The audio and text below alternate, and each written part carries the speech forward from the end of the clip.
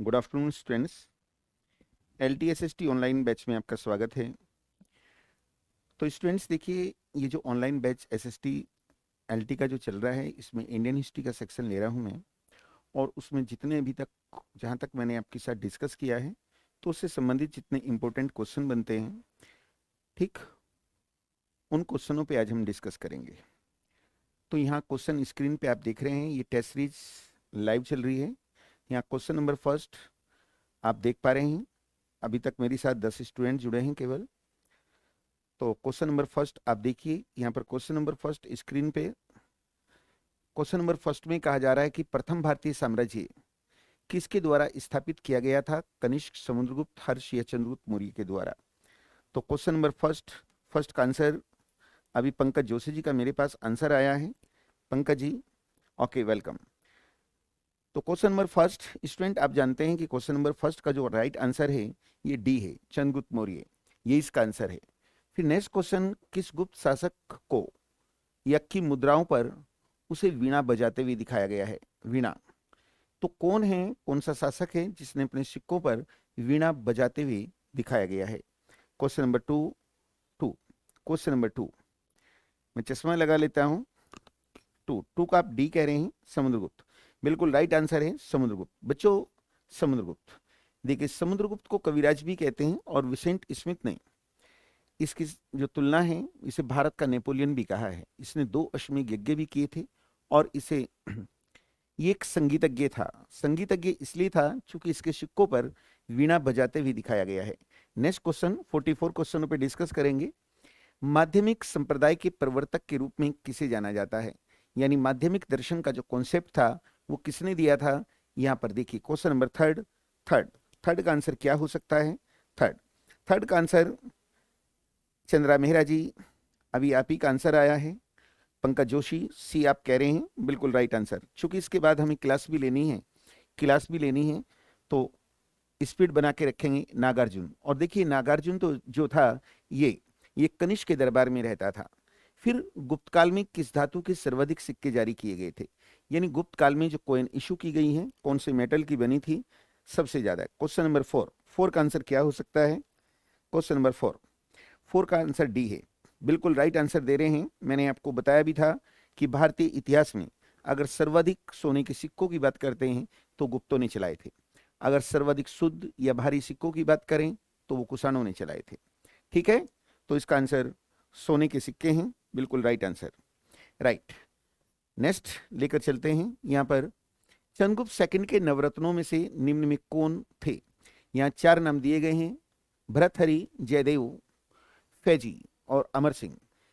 तो चंद्रगुप्त सेकंड के दरबार में नवरत्न रहते थे। उन नवरत्नों में से इनमें एक नाम ऐसा है जो नवरत्नों में था। तो आप ठीक आंसर है, अमर सिंह है। और अमर सिंह ने एक पुस्तक भी लिखी थी और पुस्तक का नाम था अमरकोश। अमरकोश। बेशनगर गरुड़ स्तंभ शिलालेख किससे संबंधित है? बेशनगर, बच्चों आप जानते हैं बेशनगर, मैंने पढ़ा भी रखा है आपको। हाँ, क्वेश्चन नंबर सिक्स का आंसर क्या हो सकता है? आप लोग हेलियोडोरस ए, बिल्कुल राइट आंसर है। स्टूडेंट्स मैं बताना चाहूंगा, शुंग के समय शुंगों का एक नौवां शासक था भागभद्र, और उसके शासन के 14वें वर्ष ये हेलियोडोरस आया था। हेलियोडोरस, है ना? ये इंडो ग्रीक यानी हिंद यवन शासक था एक, एंटियाल किड्स फर्स्ट ने हेलियोडोरस को भेजा था। तो इसका बेशनगर अभिलेख मिलता है। और ये ध्यान रखना है, ये भागवत, ये जो भागवत है इसे वैष्णव भी कहते हैं। धर्म से संबंधित भारत के अंदर फर्स्ट एडिक्ट है। तो हेलियोडोरस इसका आंसर है। नेक्स्ट देखिए क्वेश्चन नंबर 7, अजंता की जो गुफाएं हैं वो किस लिए प्रसिद्ध हैं? अजंता की गुफाएं क्या मूर्तिकला, वास्तुकला, चित्रकला या शिल्पकला? देखिए, कोशिश कीजिए। अजंता एलोरा महाराष्ट्र में गुफाएं हैं और ये चित्रकला के लिए प्रसिद्ध हैं। क्वेश्चन नंबर 8, अश्वमेध यज्ञ का आयोजन किसने किया था? अश्वमेध यज्ञ, 7 का आंसर क्या हो सकता है? अश्वमेध यज्ञ, अभी मैंने इसका आंसर आपको दिया भी था। क्वेश्चन नंबर 8 का आंसर क्या हो सकता है? 8, देखिए 8 का आंसर आप सी कह रहे हैं। 17 स्टूडेंट जुड़ चुके हैं फिलहाल। हाँ, समुद्रगुप्त। बच्चों देखिए, गुप्तों में 2 लोग हैं जिन्होंने अश्वमेध यज्ञ किए। समुद्रगुप्त, इसने 2 अश्वमेध यज्ञ किए थे और एक कुमारगुप्त फर्स्ट ने किया था।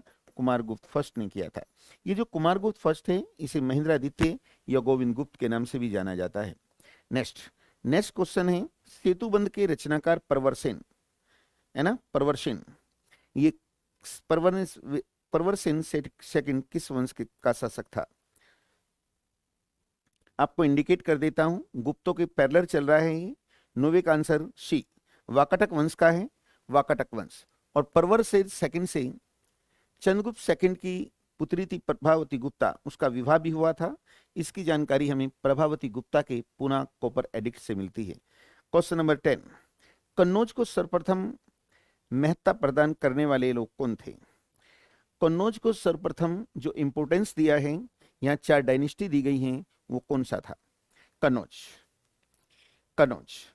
क्या इसका आंसर हो सकता है? कन्नौज। शोभा नगरकोटी जी, 10वें का आंसर आप सी कह रहे हैं, जो बिल्कुल राइट आंसर है। मैं आपको बताना चाहूंगा सी।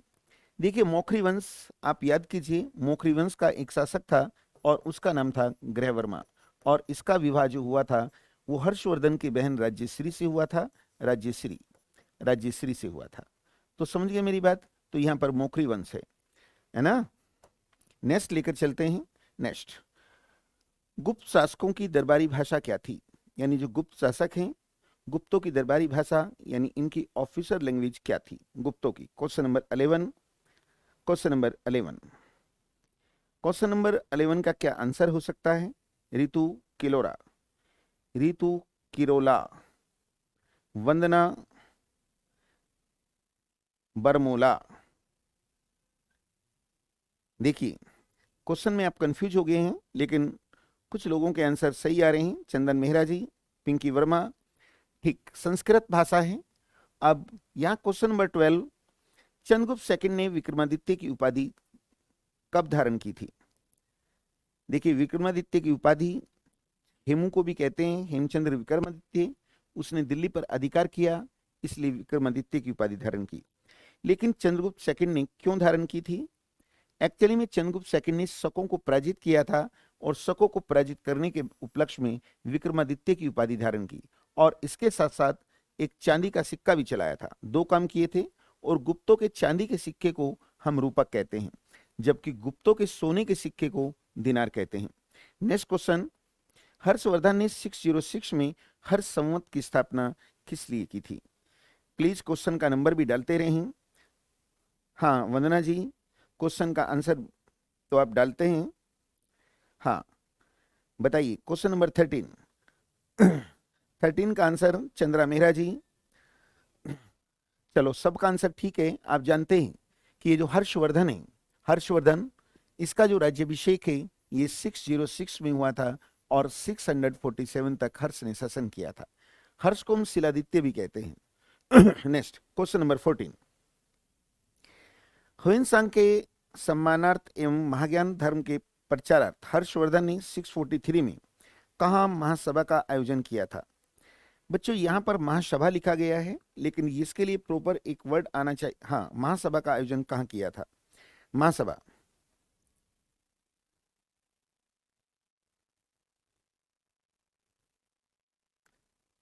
देखिए स्टूडेंट, मैं आपको एक चीज बताना चाहूंगा।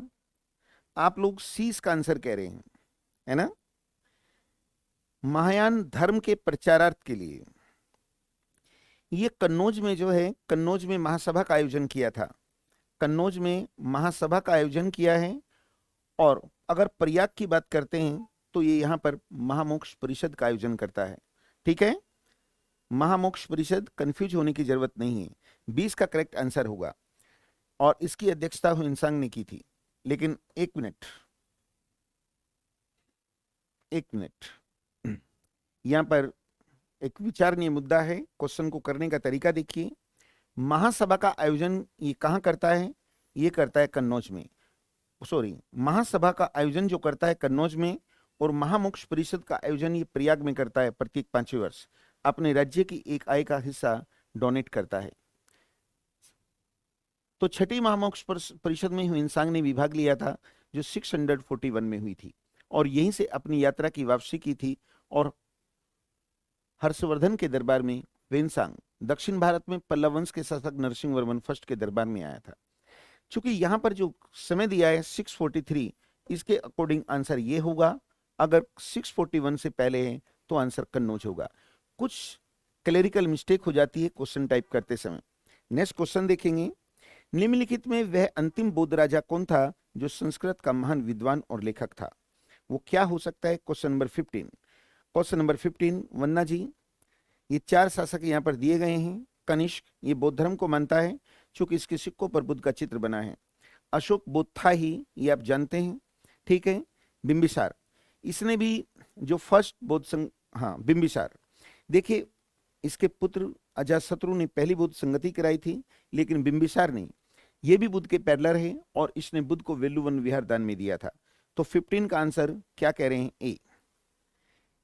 लेकिन स्टूडेंट्स ध्यान रखना, वो कह रहे हैं इनमें वह अंतिम बौद्ध राजा, इनमें अंतिम कौन सा है जो बौद्ध धर्म का फॉलोअर है? ठीक है, तो वो आंसर आएगा ए, नहीं हर्षवर्धन आएगा। हर्षवर्धन इसका आंसर है। और यहां पर एक चीज और भी दे दी कि वो विद्वान भी था। विद्वान कौन है? हर्षवर्धन। चूंकि हर्षवर्धन ने 3 पुस्तक भी लिखी है, नागानंद, प्रियदर्शिका और रत्नावली। तो ये ध्यान रखना है, क्वेश्चन को पूरे को पढ़ना है। क्वेश्चन नंबर 12, ह्वेनसांग ने किसे शिलादित्य कहा है? अभी मैंने आपको बताया भी था, ठीक है। क्वेश्चन नंबर 16 का आंसर क्या हो सकता है? ह्वेनसांग ने किसे शिलादित्य कहा था? तो हाँ, 16 का आंसर क्या हो सकता है? 16 का आंसर ए नहीं है। हर्षवर्धन को शिलादित्य कहते हैं। हर्षवर्धन, अभी मैंने बताया भी था। स्टूडेंट आज क्लास नहीं लेंगे, एक एक क्वेश्चन को अच्छे से डिस्कस करेंगे, ठीक है। आज पेपर ही रहेगा आपका। क्लास इसके बाद ज्योग्राफी की क्लास चलेगी आपकी। हर्षवर्धन अपनी धार्मिक सभा कहाँ किया करता था? धार्मिक सभा कहाँ किया करता था? हर्षवर्धन की एक धार्मिक सभा होती थी, वो कहाँ होती थी? Question number 17। क्वेश्चन नंबर 17 का answer Pankaj Joshi ji, best performance आपका। मेरे छोटे भाई समी भी आ चुके हैं। हाँ समी जी, मुझे लगता है ठंडे के कारण अभी तक सोए हुए थे। नीलम भी जाग गई है, अभी नीलम का भी आंसर आ रहा है ना, बहुत देर से। गीतांजलि जोशी, चलो देखिए, ठीक, बहुत अच्छा प्रयास है आपका। प्रयाग, प्रयाग इसका आंसर है। फिर वो कह रहा है कि कुंभ मेले को प्रारंभ करने का श्रेय किसे जाता है? बच्चों, कुंभ मेला, क्वेश्चन नंबर 18 का आंसर क्या हो सकता है? देखिए मैंने क्लास में आपको पढ़ाया भी है। तो कुंभ मेले की जो प्रॉपर शुरुआत की गई थी, कुंभ मेला, ये हर्षवर्धन ने की थी, ये ध्यान रखना है, हर्षवर्धन। नेक्स्ट क्वेश्चन लेकर चलते हैं। सातवाहन समय में सर्वाधिक मुद्रा किस धातु, मतलब सिक्के किस धातु के बने थे? Very good. तो क्या आंसर हो सकता है? 18 का आंसर आपने दिया है। क्वेश्चन नंबर 19, शोभानगर कोटी, सीसा। देखिए सीसा और पोटीन के सिक्के चलाए थे, लेकिन करेक्ट आंसर सीसा होगा, ठीक है। इन्होंने अमरावती का स्तूप भी बनाया था, अमरावती का। 19 का आंसर डी है, 20। क्वेश्चन नंबर 20, देखिए स्क्रीन पे आ रहा है लिखा हुआ, आप देखिए क्या लिखा है। क्वेश्चन नंबर 20 का आंसर आप सी कह रहे हैं, गांधार शैली। ध्यान रखिए, बिल्कुल राइट आंसर दे रहे हैं। और गांधार शैली की विशेषता यह है कि इसने, इसे कनिष्क ने चलाया था। कनिष्क, कनिष्क। देखिए भारत में सबसे पहले जो मूर्तियां बनाई गई वो डोमेस्टिक शैली होती थी, मथुरा शैली, जिसमें बुद्ध, शिव, विष्णु और महावीर स्वामी की मूर्तियां बनी थी। लेकिन अगर हम बुद्ध की मूर्तियों की बात करें, सबसे पहले मथुरा शैली में बनी है। ये जो गांधार शैली, इसमें केवल बुद्ध की मूर्तियां बनी हैं, इस पर विदेशी प्रभाव है, विषय भारतीय है, और इसे कनिष्क ने चलाया था, कनिष्क। नेक्स्ट क्वेश्चन लेकर चलता हूं। नेक्स्ट देखिए, प्राचीन भारत का महान व्याकरण पतंजलि किसका समकालीन था? पतंजलि आप जानते हैं, एक संस्कृत के महान प्रकांड पंडित हुए हैं, है ना, प्रकांड पंडित पतंजलि। इन्होंने महाभाष्य पुस्तक भी लिखी थी, और ये पुष्यमित्र सुंग के पुरोहित भी थे। ठीक आंसर है, ठीक। ये 20। किस वंश के सुल्तानों ने सबसे अधिक समय तक शासन किया था? यहाँ पर 4 डायनेस्टी दी गई हैं। सबसे अधिक समय तक शासन जो किया था वो किसने किया था?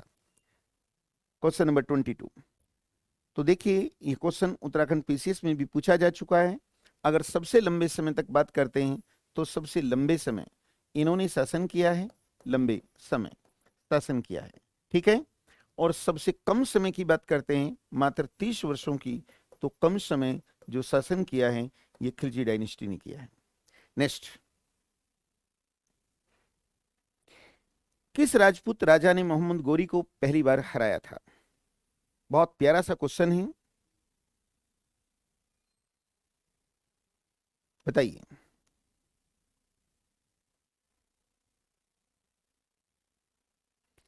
चलो क्वेश्चन नंबर, चलो मैं आपका क्लियर कर देता हूं, ये कंफ्यूज करने के लिए बघेल दे दिया गया। गोरी को सबसे पहले भीम सेकंड ने पराजित किया था। इसकी जगह कई बार मूलराज सेकंड भी नाम आता है, ठीक है। और 1178 में काशहद के मैदान में पराजित किया। इसमें भीम सेकंड को जिताने में इसकी एक विधवा माता है जिसका नाम नायिका देवी है, उसका महत्वपूर्ण योगदान रहा। Question number 24। खजुराहो में स्थित चतुर्भुज मंदिर का निर्माण किस चंदेल शासक ने करवाया था? चतुर्भुज मंदिर, धंगदेव, पृथ्वीवर्मन, गंडदेव और मदन वर्मन। क्या इसका आंसर हो सकता है? Question number 24। 24 का आंसर क्या हो सकता है? 24, चलो ठीक है, धंगदेव, ठीक है, धंगदेव। आगे देखते हैं क्वेश्चन नंबर, नेषद चरित्र के लेखक कौन थे? नेषद चरित्र 25 कविता जी क्वेश्चन नंबर 25 को स्टडी करेंगे। नेषद चरित्र के राइटर कौन थे? नेषद चरित्र के राइटर कौन थे? 25 बच्चों, एक नाम श्रीहर्ष आता है, ठीक है। तो श्रीहर्ष ने क्या किया? नेषद चरित्र को लिखा था। स्वयं को दूसरा सिकंदर कहने वाला सुल्तान कौन था? यानी किस सुल्तान को हम द्वितीय सिकंदर भी कहते हैं? तो भारत में 2 लोग हैं जिन्हें हम द्वितीय सिकंदर कहते हैं। रितु जी का आंसर डी आ रहा है और ए आ रहा है पंकज जोशी। चलो ये कॉन्सेप्ट क्लियर कर देता हूं बच्चों। जो सिकंदर, द्वितीय सिकंदर है, ये जो अलाउद्दीन खिलजी है, इसने गद्दी पर बैठते ही क्या किया? विश्व विजेता बनने की घोषणा की और नया धर्म चलाने की भी घोषणा की थी। जबकि इसके दोनों निर्णय सही नहीं थे, तो दिल्ली का एक कोतवाल होता था अलाउल मुल्क, उसने सुल्तान से कहा कि आपका निर्णय सही नहीं है, क्योंकि अभी तो दक्षिण भारत भी जीतना शेष है, तुर्कों के पास केवल नॉर्थ इंडिया था, और वहीं दूसरी ओर मंगोलों के आक्रमण हो रहे हैं, उससे राजधानी की रक्षा करनी है। और तीसरी ओर अगर देखा जाए, जब सिकंदर विदेश को जीतने के लिए जाता था तो उसके पास एक योग्य मंत्री अरस्तु होता था जो उसकी गैर मौजूदगी में उसके राज्य को देखता था। तुम्हारे पास ऐसा योग्य व्यक्ति कौन है? तो अलाउद्दीन खिलजी कहता है कि कोई भी नहीं। तो इसने अपना निर्णय त्याग दिया। तो सिकंदर लोदी को द्वितीय सिकंदर भी कहते हैं, वो अलाउद्दीन खिलजी को। एक आपने नाम सुना होगा, मोहम्मद बिन तुगलक के समय 1347 में अलाउद्दीन मुजफ्फर बहमन शाह ने बहमनी साम्राज्य की स्थापना की थी, उसको भी हम द्वितीय सिकंदर कहते हैं। तो यहां पर इसका राइट आंसर 26 का ए है। नेक्स्ट, हिंदू विधि विषयक पुस्तक मिताक्षरा, ठीक है, हिंदू विधि विषयक पुस्तक मिताक्षरा है ना, किसने लिखी थी? तो मिताक्षरा का जो संबंध है वो विधि से है। और भारत के अंदर विधि से संबंधित जो पहली पुस्तक है वो सुंगों के समय एक मनु हुए हैं, उन्होंने मनुस्मृति लिखी थी, ठीक है। विधि से संबंधित मनुस्मृति भी है, मिताक्षरा भी है। जबकि इस्लामिक आदर्शों के अनुसार हम क्या करते हैं, वहां जो डिसीजन लिए जाते थे वहां कुरान, हदीस, इजमा और क्यास के आधार पर लिए जाते थे, और वहां पहले विधिवेत्ता अबू हनीफा हुए हैं। तो यहां पर विज्ञानेश्वर इसका आंसर है। क्वेश्चन नंबर 27 का आंसर विज्ञानेश्वर, ध्यान रखना है, विज्ञानवेश्वर।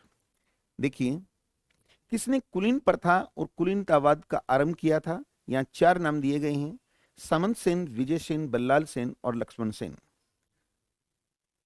क्वेश्चन नंबर 28 कुलीन प्रथा किसने चलाई थी? 28 थोड़ा सा मैं भी कंफ्यूज हो रहा हूं इस क्वेश्चन में।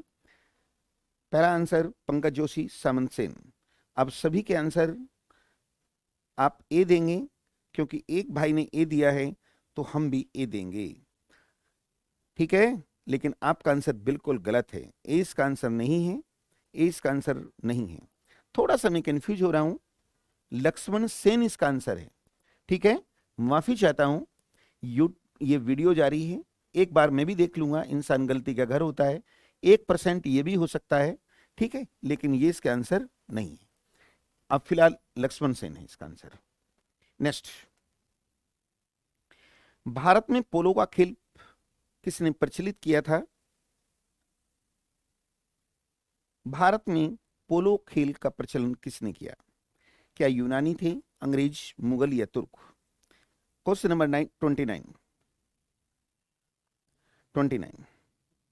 चंद्रा मेहरा। सभी के आंसर अलग अलग आ रहे हैं, लेकिन एक लॉजिक लगाइए। देखिए, भारत में तुर्कों ने शासन किया है, और तुर्क यानी दिल्ली सल्तनत के शासक, और उसमें एक शासक भी था कुतुबुद्दीन ऐबक, तो तुर्क ही तो था, तुर्कों ने शुरुआत की थी, जिसकी 1210 में पोलो खेलते हुए घोड़े से गिरकर मृत्यु हुई थी। घोड़े से गिरकर कुतुबुद्दीन ऐबक की भी मृत्यु हुई है, और 1664 में शिवाजी के पिता शाहजी की भी मृत्यु घोड़े से गिरकर हुई थी। पंजाब में जो हिंदू शाही वंश था, इसको स्टेबल किसने किया था? ठीक है, पंजाब में। तो स्टूडेंट आप जानते हैं जयपाल ने किया था, जयपाल। जयपाल गौरी ने इसे पराजित किया था, जयपाल, आनंद पाल, फिर त्रिलोचन पाल, फिर भीमपाल को पराजित किया, है ना। किसने? गजनवी ने किया था, गजनवी ने, ठीक। और जयपाल के नाते सुखपाल को इस्लाम स्वीकार कराया और पंजाब में अपने उत्तराधिकारी के रूप में नियुक्त किया था। तो पंजाब ऑब्लिक काबुल है ये, काबुल। नेक्स्ट लेकर चलते हैं। नेक्स्ट क्वेश्चन देखिए, किसके शासनकाल में सबसे अधिक मंगोल आक्रमण हुए थे? 6 आक्रमण हुए थे, आप बता सकते हैं कौन था वो?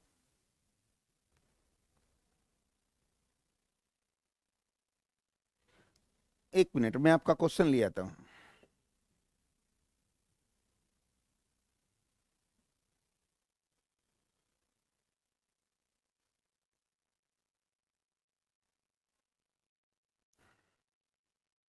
हाँ, कल्लर है भाई,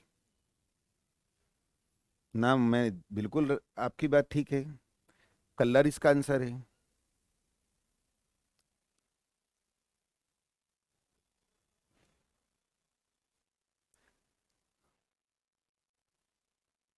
लेकिन उसे फाउंडर कह सकते हैं। स्थापित करने की बात अगर वंश के रूप में है तो जयपाल इसका करेक्ट आंसर आ रहा है। एक बार देख लूंगा मैं। देखिए, नेक्स्ट क्वेश्चन देखिए स्क्रीन पे, 31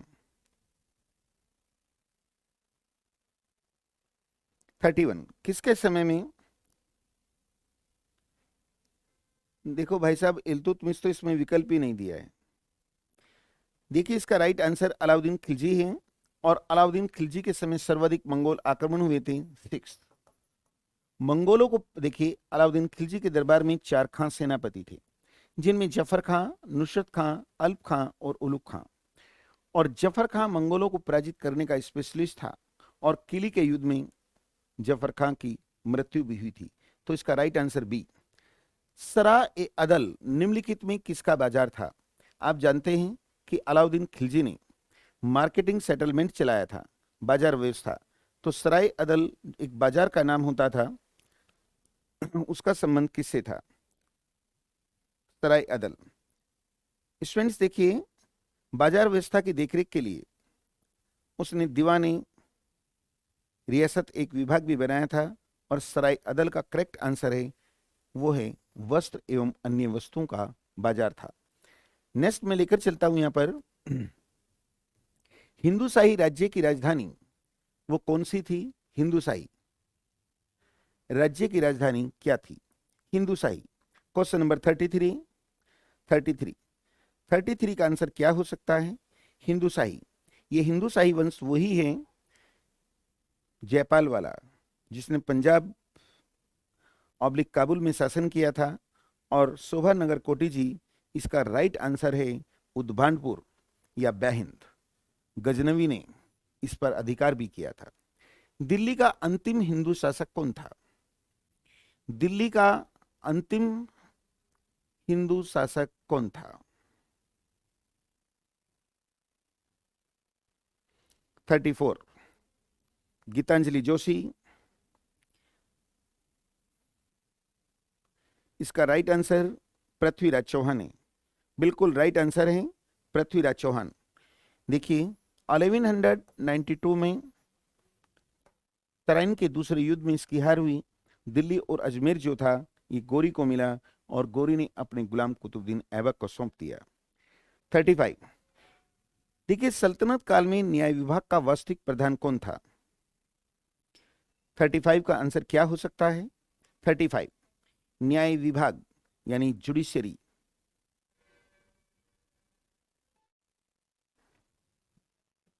यह है सद्र, उस सद्र, मुख्य काजी, सुल्तान या वजीर। क्या इसका आंसर हो सकता है? Question number 35। स्टूडेंट्स देखिए सुल्तान मुख्य न्यायाधीश होता है और सुल्तान का जो दरबार है वो सुप्रीम कोर्ट होता है। तो यहां दो प्रकार के कोर्ट होते थे, है ना, और एक धार्मिक न्यायालय होते थे और एक दूसरा न्यायालय था। ठीक है, तो धार्मिक न्यायालय के न्यायाधीश को सद्र कहते थे और जो अदर केस आते थे वो मुख्य काजी की अदालत में आते थे। तो इसका आंसर क्या है? डी। डी इसका आंसर है। राजपत रिश्तेदारी नहीं जानती, राजपत रिश्तेदारी नहीं जानती, यह वाक्य दिल्ली सल्तनत के किस शासक का है? Question number 36। बहुत ही प्यारा सा क्वेश्चन दिया गया है। क्वेश्चन नंबर 36, इसका आंसर क्या हो सकता है? सही आंसर देने का प्रयास करेंगे। 36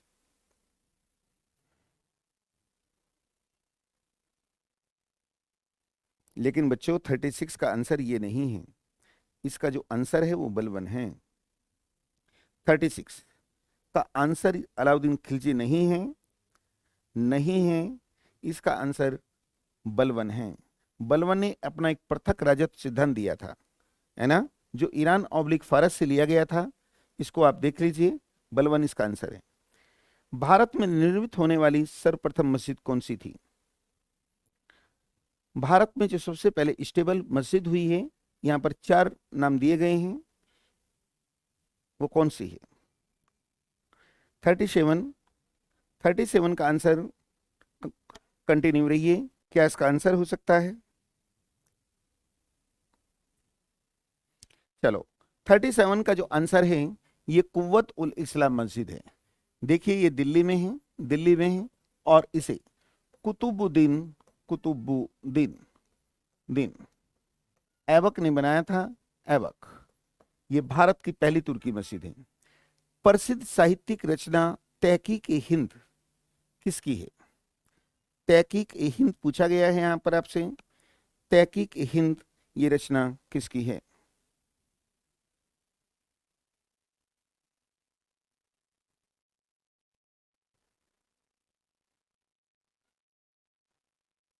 चलो ध्यान रखना, तहकीक ए हिंद रचना अलबरूनी की है।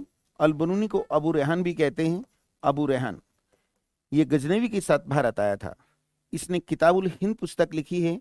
किताबुल हिंद पुस्तक को तहकीक ए हिंद भी कहते हैं और ये बेसिकली अरबी में है, अरबी में है। और इसका जो इंग्लिश ट्रांसलेट था, इंग्लिश ट्रांसलेट ट्रांसलेट लेट, ये क्वेश्चन पूछा जाता है, ये सचाऊ ने किया था।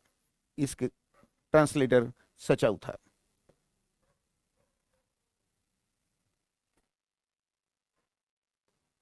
नेक्स्ट, कश्मीर के प्रसिद्ध शासक जैनुल आबदीन ने महाभारत, राजतरंगिणी आदि संस्कृत ग्रंथों का अनुवाद किस भाषा में कराया था? ये जो कश्मीर का शासक जैनुल आबदीन है, इसे अकबर कहते हैं। अकबर ने भी एक ट्रांसलेट विभाग बनाया था, तो इसे कश्मीर का अकबर कहते हैं। फिरोज तुगलक को सल्तनत का अकबर कहते हैं। तो इसने जो ट्रांसलेट कराया वो किस भाषा में कराया था? 39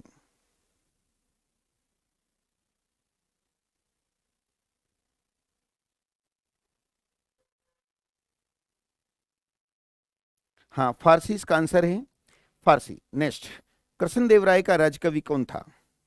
इसके दरबार में तेलुगु भाषा के अष्टदिग्गज रहते थे। बताइए क्या इसका आंसर हो सकता है? Question number 40। क्वेश्चन नंबर 40 का आंसर क्या हो सकता है? पंकज जी आप सी कह रहे हैं,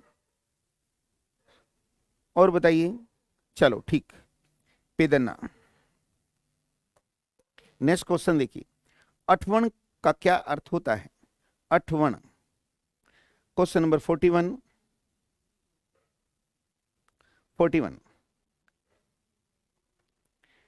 41 का क्या आंसर हो सकता है? रितु किरोला, चंद्रा मेहरा, पिंकी वर्मा, सामी, नीलम मुकेश।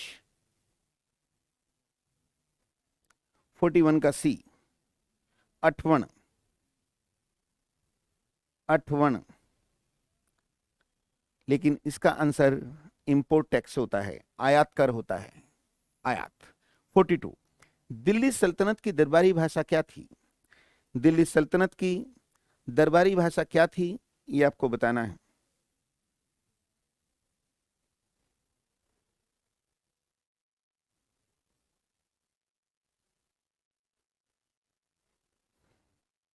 ध्यान रखना है बच्चों,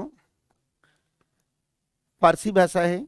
दिल्ली सल्तनत की बात करें, यहां पर ध्यान रखना, अगर हम दिल्ली सल्तनत की बात करते हैं, दिल्ली सल्तनत, सल्तनत और मुगलों की भाषा बात करें, मुगलों की बात, तो इनकी भी फारसी है फारसी और इनकी भी फारसी है। ये दोनों मुस्लिम राज्य हैं।